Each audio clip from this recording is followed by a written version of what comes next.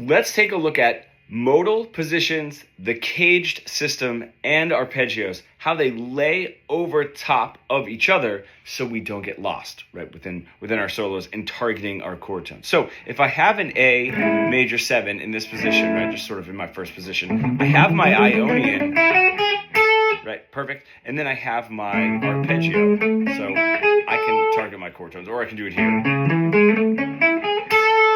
Perfect. I can see all of that within this first Ionian type position. Now, if I start expanding up my arpeggio, now I'm getting into like that sort of D shape here, which is where I would be for my Dorian position. I'm still in A Ionian. I'm still in A major 7, but I can play in my B Dorian shape and know where my chord tones are, right? When I get up to this Phrygian, this looks like a capo, and I'm just going to play my C shape here, right? So if I were to play that full A major 7 arpeggio,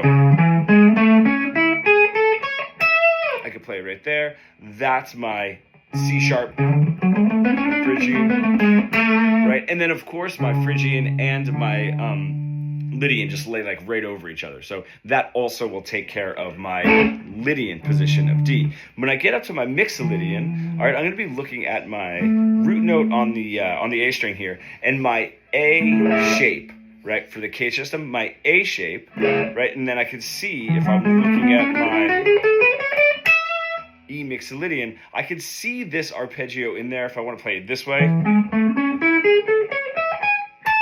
Right, that'll be my Mixolydian with my A cage shape and that arpeggio. And then, of course, once I get a little higher, right, now I'm just in F sharp Aeolian, which is just my natural minor, which I should be able to get to my natural minor.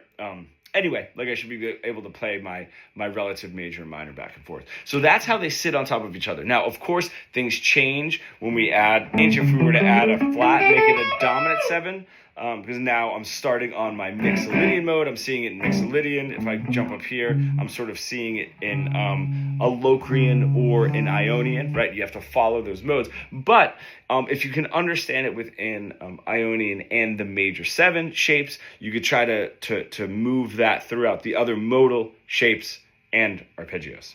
Now, if you're an intermediate guitar player stuck in that boxy, boring pentatonic plateau that we all get stuck in, and you want to bridge the gap between your creative ideas and what you're able to play, becoming fully fretboard fluent, comment pro below and we can get started.